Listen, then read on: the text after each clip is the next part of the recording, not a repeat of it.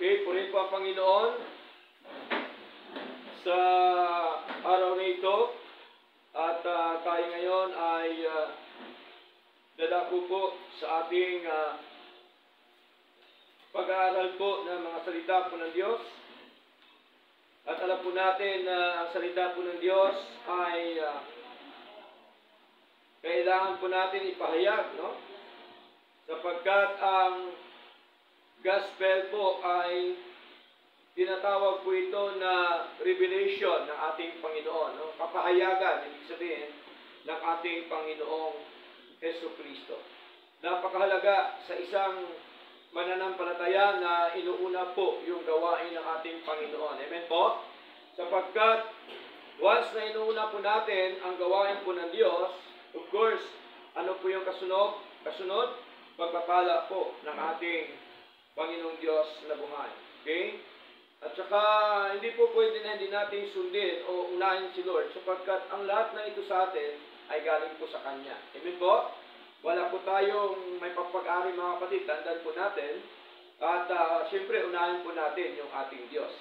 Kaya, dito po ay sa aklat po ng Galatians chapter 1 verse 11 up to verse 12, no?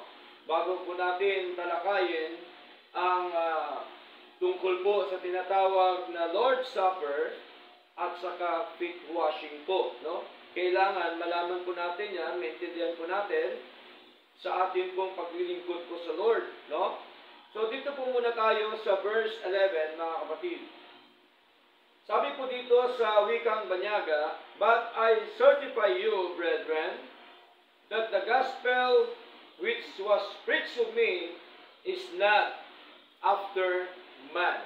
Even Paul, mga kapatid, sa kanyang pangangaral, kanya pong pinatunayan sa mga kapatid.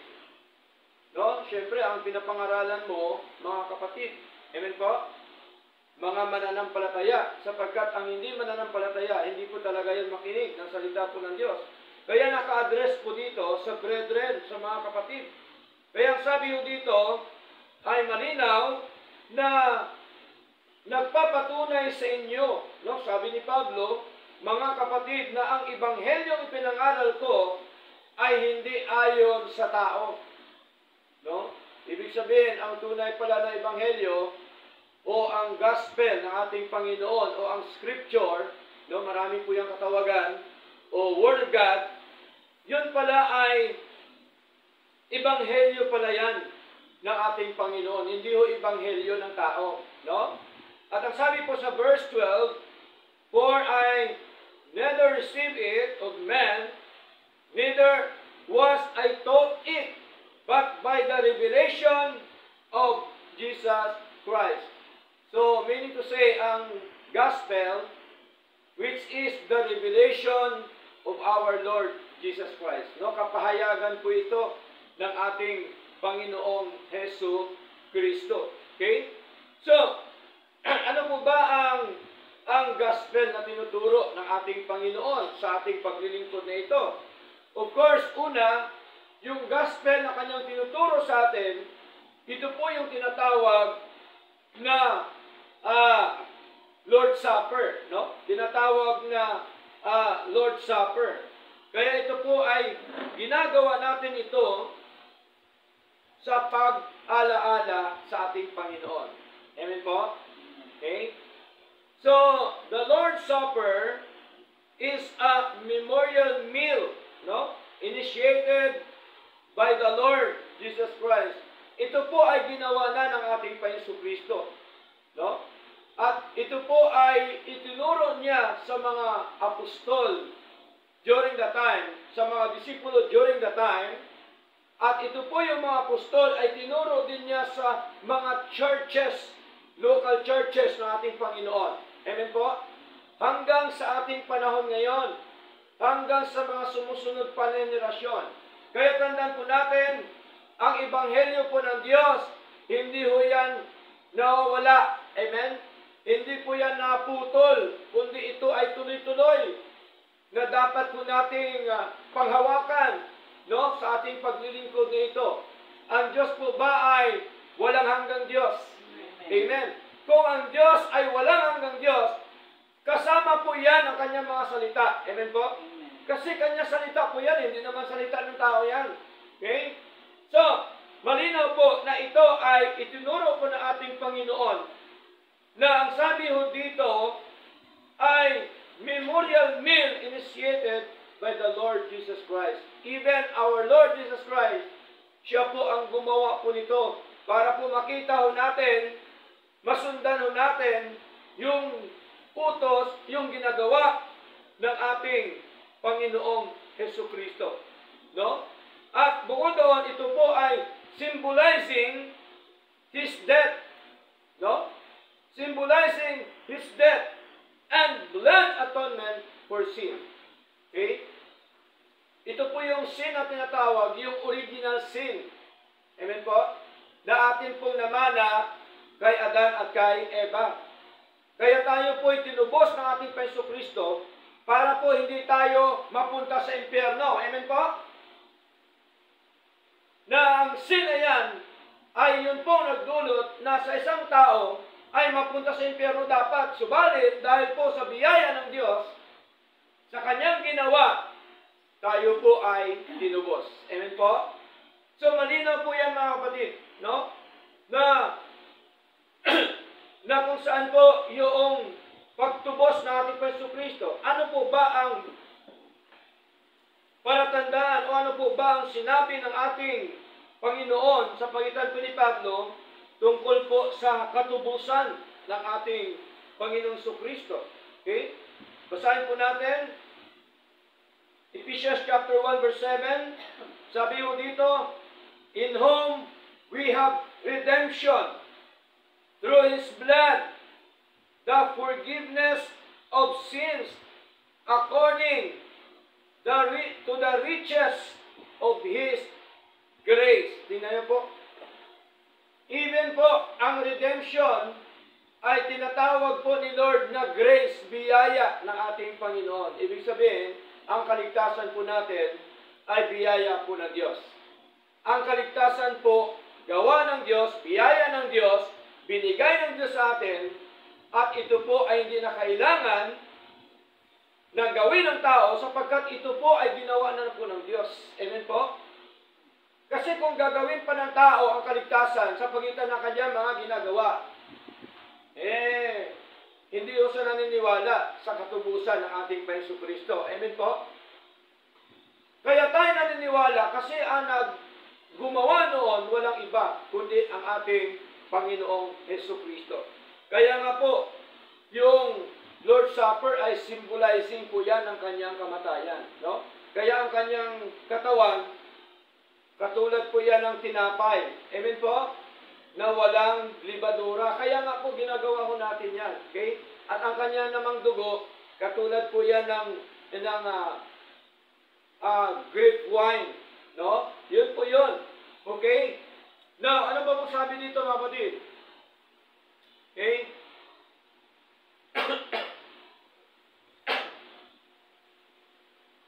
Sabi pa po dito, the church is responsible to oversee every aspect of the Word of God to maintain doctrinal and moral purity. So, ang church talaga, no? Ang talagang binilina ng ating Panginoon na ang gawain po ng Diyos, kailangan natin ma-execute. Kailangan natin magawa, no? Sa ating paglilingkod dito, katulad po ng tinatawag po na Lord's Supper. Kaya ang sabi yung dito mga kapatid, sa Ephesians chapter 5, no? Na ang church, tinutukoy po kasi na body ng ating Panginoon. Okay? Sa Ephesians chapter 5, verse 23, sabi dito, for the husband is the head of the wife, even as Christ is the head of the church, and He is the Savior of the body. No? Hindi ho ibig sabihin na pumasok ka lang sa building ng simbahan, maliligtas ka na. Hindi ho ganon ang sinasabi ng Panginoon. Ang ibig sabihin po dito mga kapatid, yung church na tinayo ng ating Paiso Kristo, ito po yung kanyang katawan, yung body niya. At saka si Lord ang ating ulo, no? Bilang isang hinalintulad sa isang tao, no? Na kung saan po ay si Kristo din ang siyang magliligtas sa kanyang katawan, which is the church. At ang church, kalipunan po yan ng mga babae at mga lalaking mananampalataya po ng ating Panginoong Diyos na buhay. Okay? So, ano po ba ang requirements, no, sa atin pong Lord's Supper? Okay? May mga requirements po sa banal na kasulatan, no?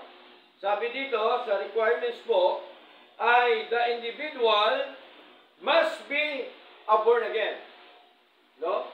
Ang makapag-take lamang po ng Lord's Supper, kailangan tsakin natin na tayo pala ay na-born again. At ang nag-born again sa atin, hindi po salita ng Diyos. Ang nag-born again sa atin, hindi po salita ng pastor. Ang nag-born again sa atin, hindi yung ating ginagawa. Ang nag-born again sa atin, yung Espiritu ng Diyos. Yung kapangyarihan ng Diyos.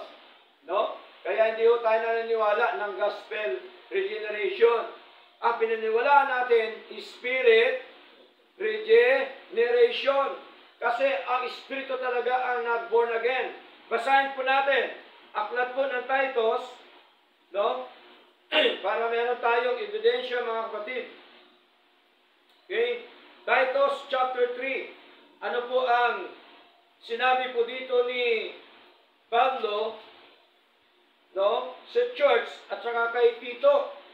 Titus chapter 3 verse 5. Not by works of righteousness which we have done, but according to His mercy, He saved us.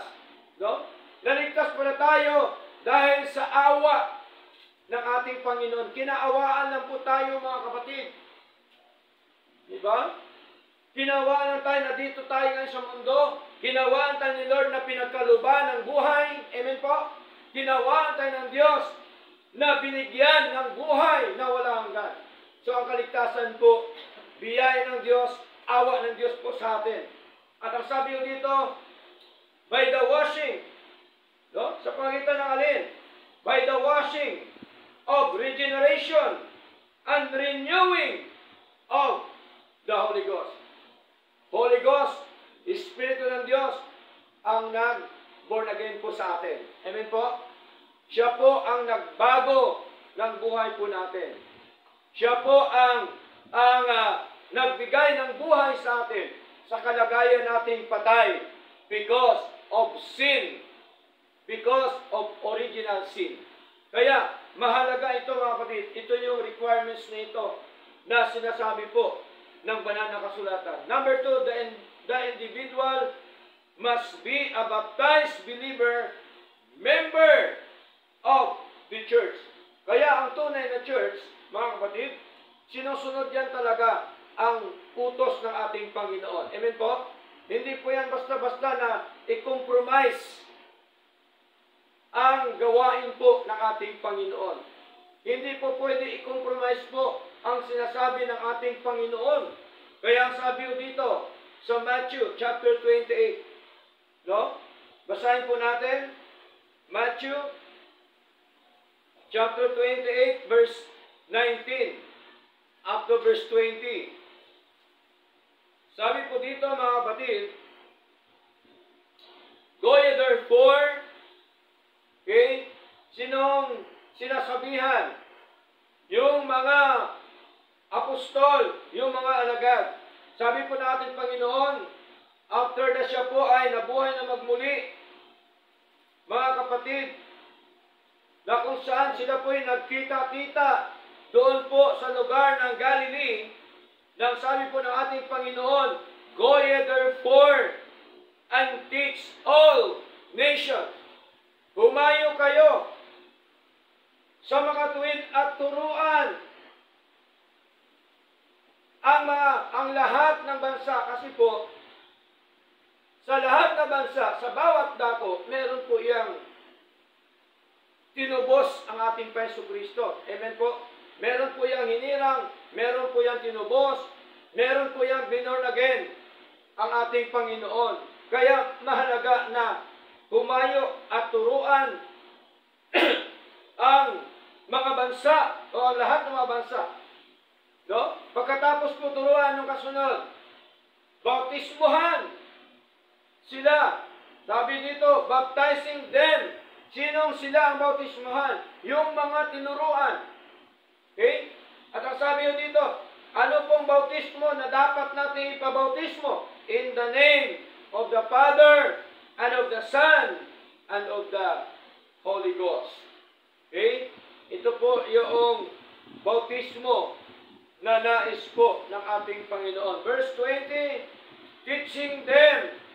After nababautismuhan, anong ituturo? Of course, ang mga ebanghelyo ng ating Panginoon. Amen po? Of course, yung mga aral ng Panginoon. Teaching them to observe all things whatsoever I have commanded you, and lo, I am with you always, or always, even unto the end of the world. Amen. So malinaw mga kapatid, no? Na kung saan after na maturuan, bautismuhan, after na bautismuhan, turuan ulit, mga kapatid, ano po ituturo? Yung mga inuutos ng Diyos po sa atin. Okay? Ang Lord's Supper ba, ordinansa po ba ng Panginoon?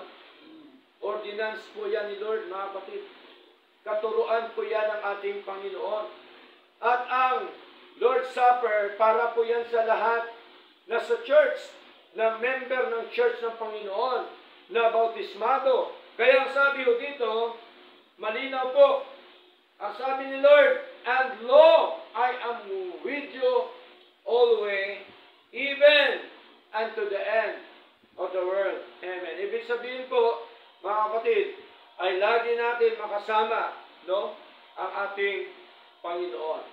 Subalit, kapag ang isang tao hindi bautismado, isang mananampalataya, hindi naman yan apektado ang kaligtasang eternal. Amen po? Okay? Hindi po yan apektado. Hindi tayo bautismuhan para maligtas ating kaluluwa sa impyerno. Tayo kailangan bautismuhan kasi una, utos po ni Lord. Amen po? Pangalawa, kailangan natin gawin yung utos ng Panginoon. Tayo kasi mananampalataya. Pag mananampalataya nga, yung utos ni Lord, obligado po na atin pong gawin sa ating paglilingkod na ito. Now, number 3, the individual must be in fellowship with the Lord. No? Kailangan meron tayong fellowship lagi sa Lord, mga kapatid. Aside from our worship service every Sunday, ano pa bang fellowship na ginagawa natin sa Lord?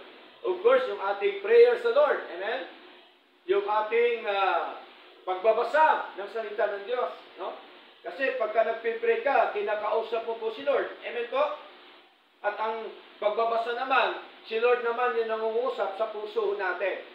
So, meron pong tinatawag na magandang komunikasyon. Okay? So, ano pa po mga kapatid? Sabi po dito sa 1 John, no? Tungkol po sa tinatawag na fellowship o pagsama-sama, no? Kung sa Tagalog pa mga minamahal. Basahin po natin ang 1 John. Okay? Tsaga-tsaga po tayo para po tayo ay lumago sa atin pong buhay espiritual, no? John chapter 1 verse 3, ano sabi dito?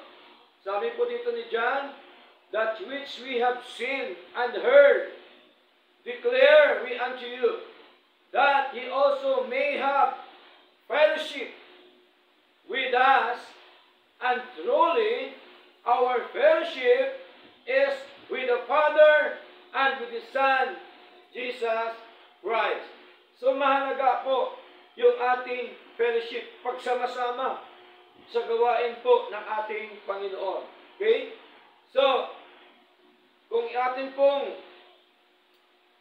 nakita na minsan pagka nakaligtaan natin yung pagsamba sa Lord, no?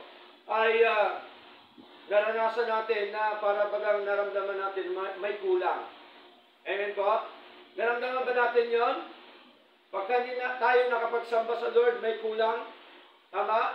Bakit? Kasi po, yan po yung conviction ng Espiritu po ng Diyos. Kasi mahalaga na magkaroon tayo ng makikibahagi, no? Sama-sama o fellowship sa mga kapatid at sa ating Diyos. No? Sabi po dito ni John. Kaya napakahalaga po, mga minamahal. Okay. Then, ano pa po? The benefits of the Lord's Supper. Ano ba ang mga benepisyo natin? No? Sa ating pong Lord's Supper, mga kapatid. Okay? So, ang benepisyo po, mga minamahal, dito po sa verse 28 ng 1 Corinthians, no? 1 Corinthians chapter 11 verse 28. Okay? Sabi dito, but let a man examine himself, and so let him eat of the bread and drink of that cup. Tingnan niyo po, malinaw na kailangan para magkaroon tayo ng examination, no?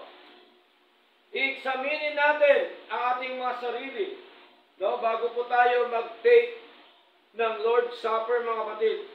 Sapagkat malinaw po, ang sabi po dito ni Pablo, no? Dapat hayaan ng isang tao na siyasatin ang kanyang sarili. So mahalaga. Ibig sabihin po, mga kapatid, ang Lord's Supper ay tunay, genuine at totoo na ginagawa ng mga Kristiyano at of course ginawa ng ating Panginoong Hesus Kristo, mga minamahal. Even our faith, kailangan natin examinin kung baka wala na tayo sa tamang pananampalataya sa ating Panginoon. Basahin po natin ang aklat po ng 2 Corinthians chapter 13 verse 5. No? Anong sabi dito?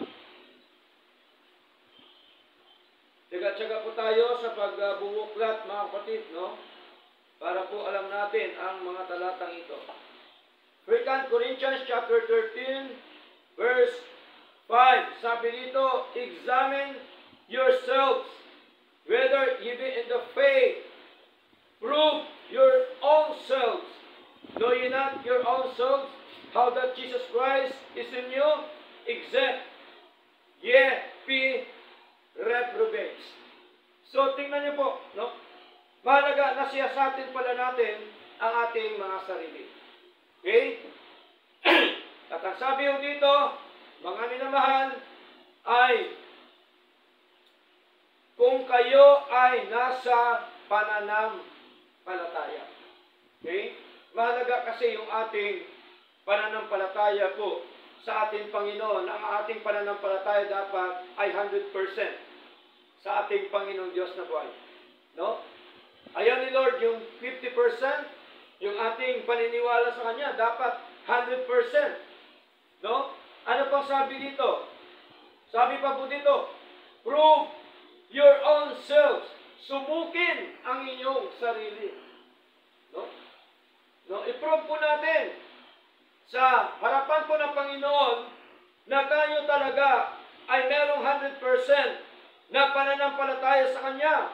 Okay? Ano pang sabi dito, mga kapatid? Sabi pa po dito, know ye not your own selves how that Jesus Christ is in you, except ye be reprobates. Tingnan niyo po, no? Ang ating Hesus Kristo daw, nalalaman natin na nasa atin. Nasa atin ba si Lord? Amen. No? At ang sabi ko dito, mga minamahal, sa wikang Tagalog, malibang kayo ay mga itinakwil. So meron palang mga taong itinakwil ang ating Panginoon. na bagamat po ang Diyos ay Diyos ng pag-ibig, ngunit siya din po ay Diyos ng galit at puot sa mga taong masuwayin. Okay? Hindi lamang sa Diyos ng pag-ibig. Okay?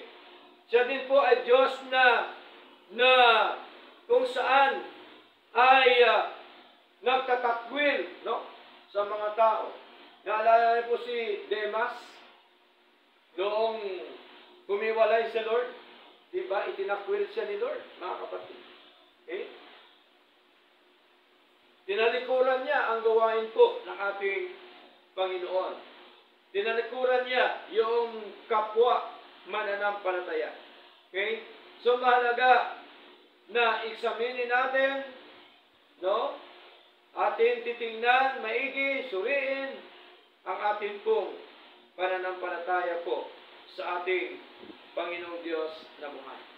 Now, ano pang sunod? Number 2, no?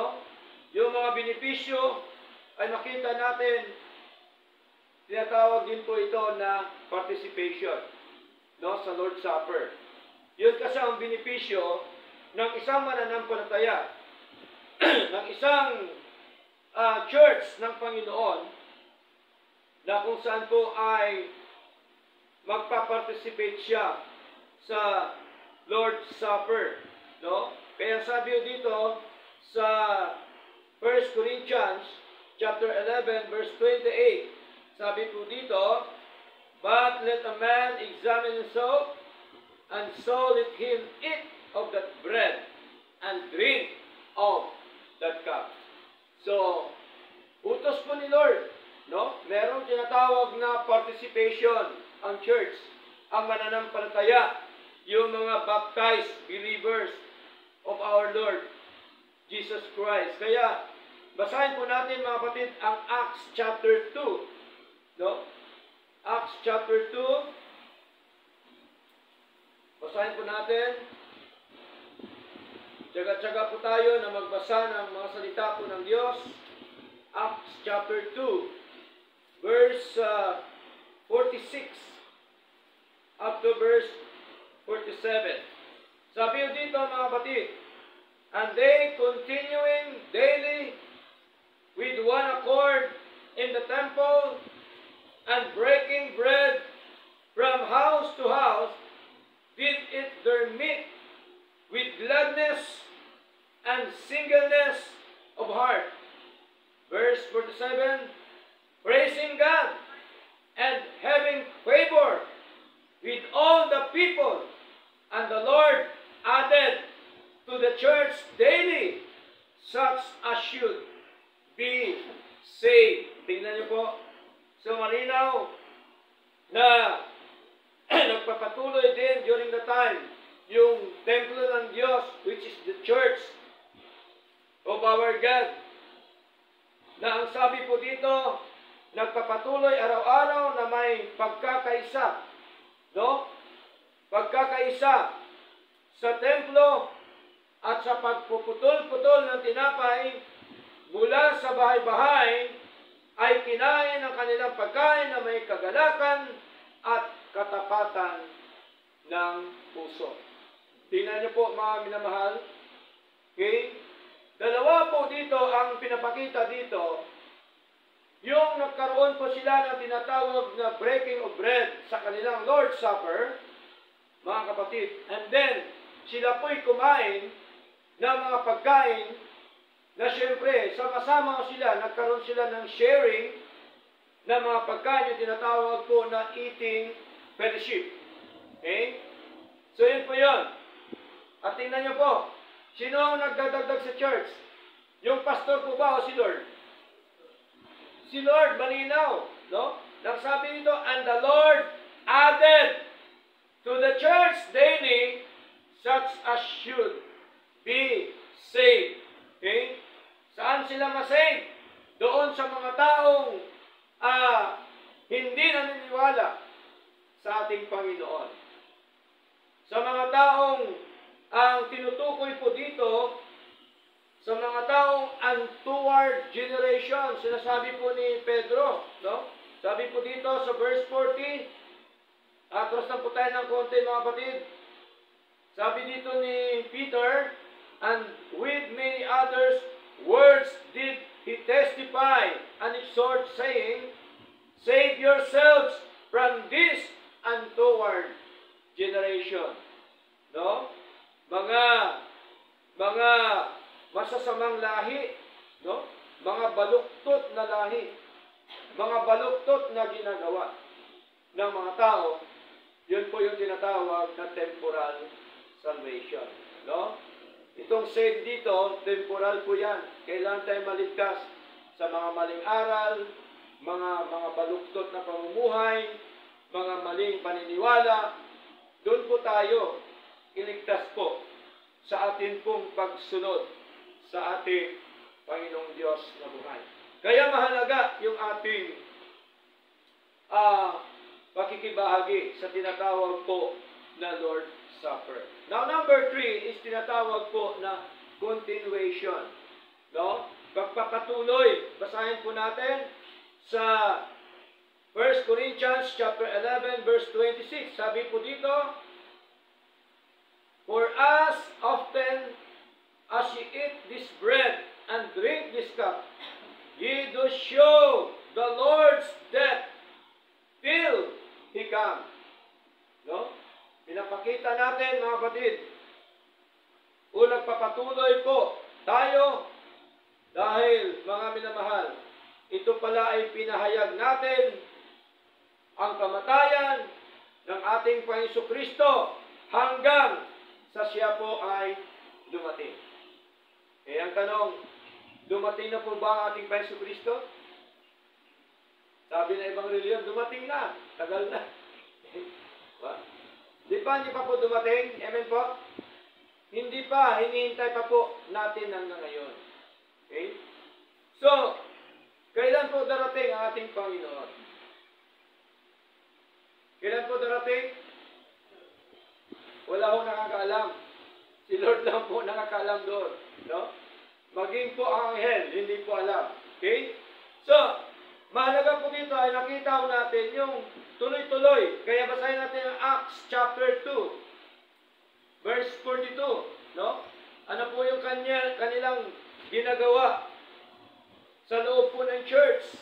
Acts chapter 2, verse 42. Sabi ho dito, and they continued steadfastly in the apostles' doctrine and fellowship, and in breaking of bread, and in prayers.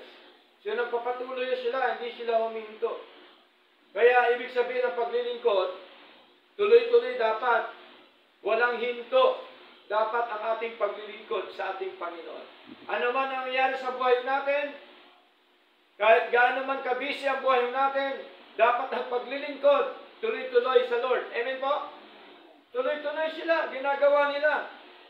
Kung ating babasahin hanggang sa dulo, sa verse 47 ating nabasa kanina, sila po'y pinagpala ni Lord, dinagdagan ni Lord ang mga naligtas. Yung mga tao, doon sa mga taong mga baluktot na mga ginagawa. Kasi ang pangangaral, para po madala yung anak ng Diyos sa tama at totoong paglilingkod. Amen po? Ang pangangaral hindi po para ka iligtas sa impyerno. Ang pangangaral para ka iligtas doon sa mga maling pamumuhay. Amen po? Sa mga maling ginagawa. Sa mga baluktot na ginagawa. Sapagkat ang kaligtasan eternal, ginawa na po yan ng Diyos. Amen po? Kaya ang ginawa na ng Diyos, ibig sabihin tapos na ang kaligtasan eternal. Pero ang kaligtasan temporal, ginagawa pa rin natin habang tayo ay nabubuhay dito po sa lupa. Amen po? Kaya mahalaga, ito po yung tinatawag po na Lord's Supper. Ngayon po ay, ano pa po? Number 4, yung tinatawag po na proclamation. No? Pinoklama mo ang ating Panginoon sa pamamagitan po ng iyong pagsunod, no? Paggawa sa nais po ng ating Panginoong Diyos na buhay. Kaya sabi ko dito, He did show the Lord's death till He come. No? Pinoklama mo mga kapatid, proclamation yung tinatawag, no? Hanggang sa pagdating ng ating Panginoon, kailangan tayo ay sumunod. Yun po ang tunay at totoong gospel po ng ating Panginoong Diyos. Ngayon po, dadako naman tayo sa tinatawag po na feet washing. No, bakit ba kailangan natin yung tinatawag po na feet washing, mga kapatid? No? Ang feet washing ay isa po yang ehemplo, no, ng ating Panginoon na kung saan ay dapat po nating gawin sa ating paglilingkod na ito. Okay? So, ang una, napag-aralan natin yung Lord's Supper. Sapagkat ang Lord's Supper, isa po yan sa ordinansa ng Diyos bago siya umakyat sa langit. Ano po ang unang ordinansa na iniwan po ni Lord? Siyempre, yung baptism, no? Bautismo. Ang sunod ay Lord's Supper. Ngayon, yung feet washing is a duty or practice in connection with the Lord's Supper in the church. Konektado pala ito, no? After kasi sila na nag-Lord's Supper, ang ginawa nila, nagkaroon po sila ng feet washing, no?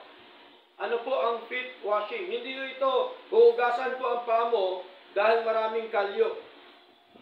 Diba? Hindi po. Ang feet washing, tanda po ito ng ating pagpapakumbaba sa Lord. Amen po? At ito po ay ehemplo na ginawa po ng ating Panginoon.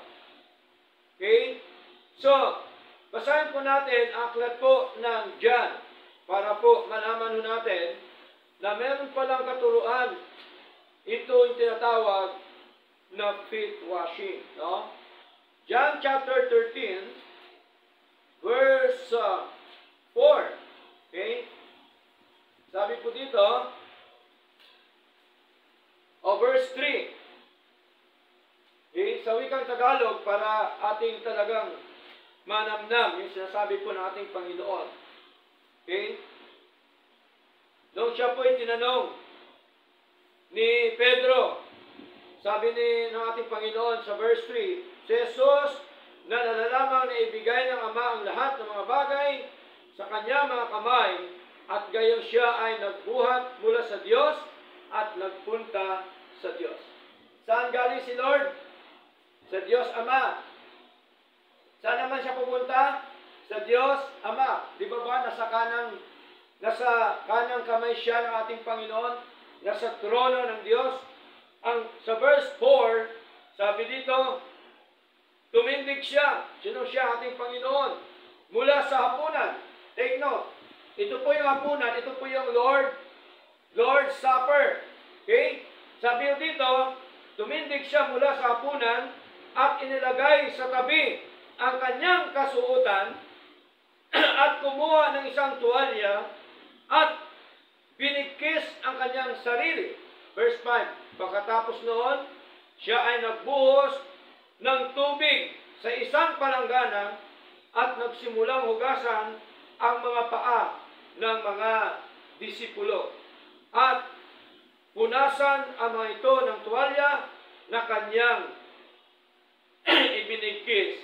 Okay?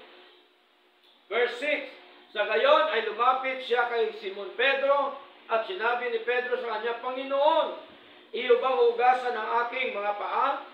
Verse 7, si Jesus ay sumagot at nagsabi sa kanya, kung ano ang aking ginagawa, ay hindi mo nanawaan ngayon, datapat malalaman mo pagkatapos nito. No? Kaya maraming tao na hindi naintindihan yung feet washing, pero malalaman natin pagkatapos po natin nang gawin ang mga bagay na iyon. So, dito tayo tatalon sa verse 14, mga kapatid. Verse 14. Sabi dito ng ating Panginoon Kristo, kung ako sa mga tuwid na inyong Panginoon at Guro ay nahugasan ng inyong mga paa, kayo rin ay nararapat na hugasan ang mga paa ng isa't isa. Utos po ba ni Lord? Utos ni Lord, malinaw po, mga kapatid. Okay? Kung paano daw siya na hinugasan niya ang paa ng mga disipulo, okay, ay ganun din. Dapat sabi ng ating Panginoon na nararapat na hugasan ang mga paa ng isa't isa. Verse 15, sapagkat nabigyan ko kayo ng isang halimbawa. No? Example pala ito. Halimbawa. No? Example ng ating Panginoon. Halimbawa na dapat ninyong gawin gaya ng aking nagawa sa inyo. Tingnan niyo po. So, ibig sabihin po talaga hong kailangan mga kapatid na gawin po natin. Okay?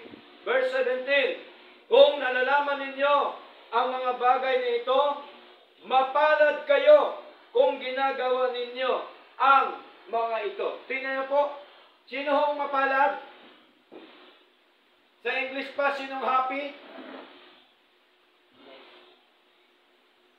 Sino po? Sino nagagalak? Yung mga gumagawa po nito. So malinaw po yan mga kapatid.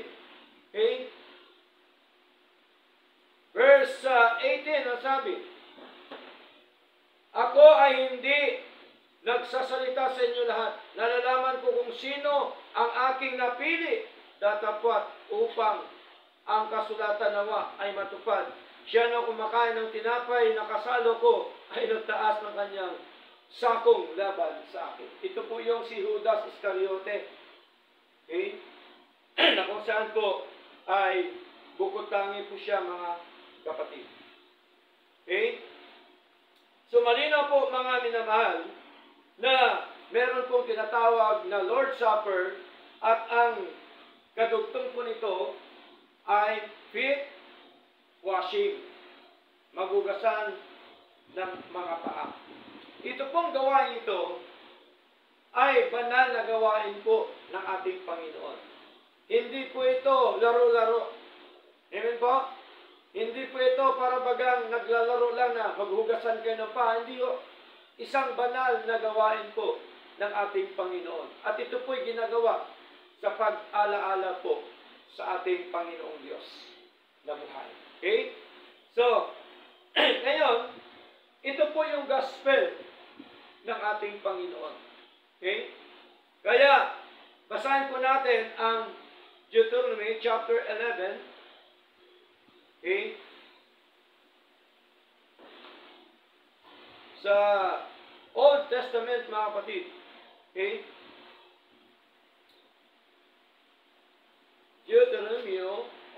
Deuteronomy, verse 11, o chapter 11, verse 27,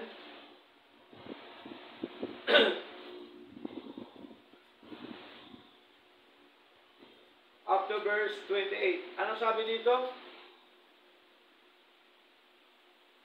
Verse 27, a blessing if you obey the commandments of the Lord your God, which I command you this day. Sabi po ni Lord sa mga Israelites. Verse 28, and curse if you will not obey the commandments of the Lord your God, but turn aside out of the way which I command you this day, to go after other gods which you have known, which you have not known. Sabi po ng ating Panginoon. Ito po ay kanyang sinabi sa mga Israelites during the time na talaga hong kapag ka pala ay sumunod sa Panginoon, ano po yung kaakibat? Pagpapala. Blessing po talaga mga kapatid. Kaya, ang ating gagawin, ito po ay isang blessing ni Lord sa atin na tayo ngayon ay makapag-partake ng Lord's Supper at gawin din natin yung tinatawag po na feet washing, mga minamahal. Okay? Handa na po ba tayo? Mga kapatid? Handa na po? Banal na gawain po ito. Tandaan po natin, hindi po ito laro-laro, kundi ito po ay banal na gawain po ng ating Panginoon. Pinatunayan ng banal na kasulatan para po maalaala po natin ang ating Panginoong Jesucristo. At ito po hindi ginagawa every Sunday, kundi siyempre ang church may pag-usap po yan, di po ba? No? Pag-alaala, ibig sabihin, it's either gagawin nyo na monthly, no? It's either every 2 months, tama mo? So, nasa pag-usap po yan, no? Ng church. Kaya, matagal na po tayo na hindi na nag-Lord's Supper. Tama? So, gawin po natin ngayon, mga kapatid, sapagkat, sabi po ng banal na kasulatan, mapalad tayo na kapag ginagawa natin ang mga bagay na ito. Okay? So nawa ay pinagpala po tayo ng mga salita po ng Diyos. At bago po tayo mag-Lord's Supper, ay awit po muna tayo at manalangin sa ating pong